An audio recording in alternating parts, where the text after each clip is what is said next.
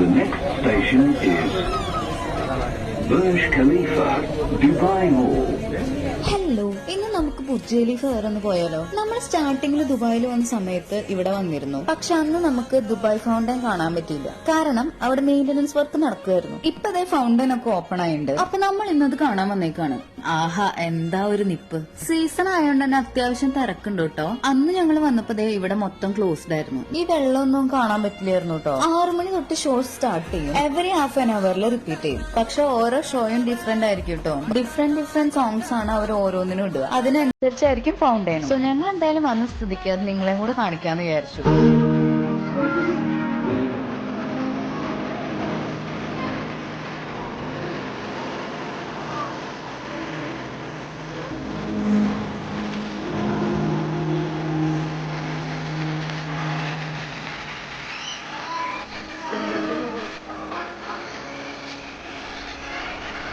അങ്ങനെ ഷോ കഴിഞ്ഞ് നമ്മൾ ദുബായ് മോളിൽ തന്നെ ചൈന ടൗൺ എന്ന് പറഞ്ഞൊരു ഏരിയ ഉണ്ട്. സോ നമ്മൾ അവിടെയും കൂടെ ഒന്ന് കയറിയായിരുന്നു.